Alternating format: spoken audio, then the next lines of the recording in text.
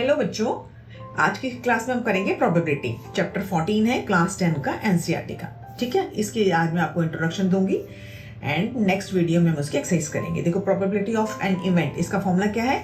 Number of outcomes favourable to E and number of all possible outcomes of the experiment. कोई एक experiment आपको करने के लिए बोला है, उसमें जो पॉसिबल आउटकम्स, टोटल आउटकम्स होंगे वो आपके पास डिनोमिनेटर में आएगा और ऊपर क्या आएगा आपके पास, जो आपको इवेंट करने के लिए बोला हुआ है। ठीक है, अब जैसे सपोज इसके हम एग्जांपल ले लेते हैं। जैसे कॉइन को आपने टॉस करा तो कॉइन में क्या है, हेड एंड टेल, दो चीजें आ सकती है, तो पॉसिबल आउटकम्स कितने हो जाएंगे? 2।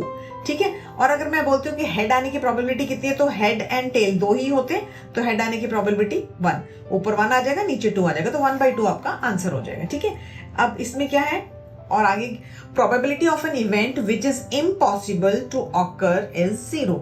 ऐसा इवेंट जो इम्पॉसिबल है, जो पॉसिबल नहीं है, उसकी प्रोबेबिलिटी 0 होती है। अब इसी में हम एग्जांपल ले लेते हैं। अगर हम एक डाइस को थ्रो करते हैं, डाई को थ्रो करो, मैं आपको बोलूं 7 आने की प्रोबेबिलिटी कितनी है, तो डाइस में तो 1 to 6 होता है, 7 तो आता ही नहीं है, तो दिस मीन्स ये इम्पॉसिबल है। ठीक है, ऐसे ही क्या है आपके पास, the probability of an event which is sure और सर्टेन, मतलब जो पक्का होना ही होना है, टू अकर इज 1।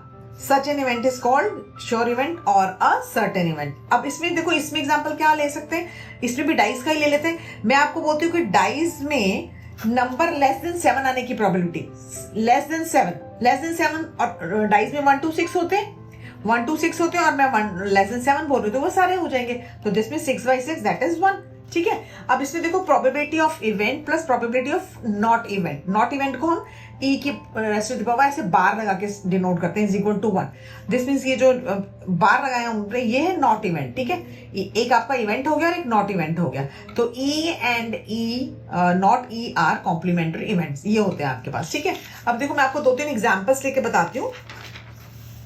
जैसे कि क्या है आपके पास, the probability of an one event is a number, probability of event हम ऐसे डिनोट करते हैं, इसकी वैल्यू क्या होगी, 0 and 1 के बीच में होगी। 0 भी हो सकती है, 1 भी हो सकती है। दिस मीन्स इक्वल टू, अगर इम्पॉसिबल है तो आपके पास 0 आ जाएगी, पॉसिबल है तो 1 हो जाएगी। दिस मीन्स आपकी 1 से बड़ी नहीं हो सकती। जैसे अगर आपके पास 3/2 आ गया या 5 आ गया, तो वो प्रोबेबिलिटी नहीं, पॉसिबल नहीं है। एंड 0 से कम मतलब नेगेटिव, वो भी पॉसिबल नहीं है। तो 0 और 1 हो सकती है एंड अदरवाइज इनके बीच में होगी। ठीक है, अब जैसे एग्जाम्पल के तौर पर अगर आगे आपके पास इनके ऊपर बेस्ड क्वेश्चन आएंगे, तो मैं आपको सिंपल बता देती हूँ।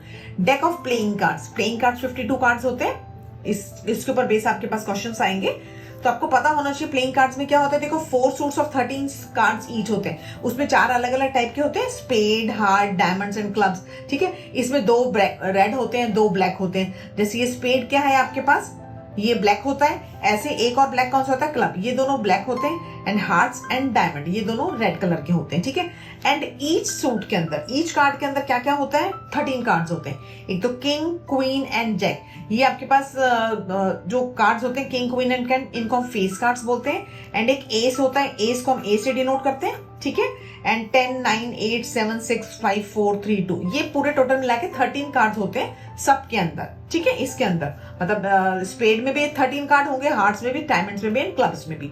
ओके, नाउ अगर आप डाइस को थ्रो करते हो, डाइस वाले भी क्वेश्चंस आते हैं आपके ऊपर। अगर हमने डाइस को थ्रो करा तो आपके पास क्या आता है, 1, 2, 3, 4, 5, 6, कुछ भी आ सकता है।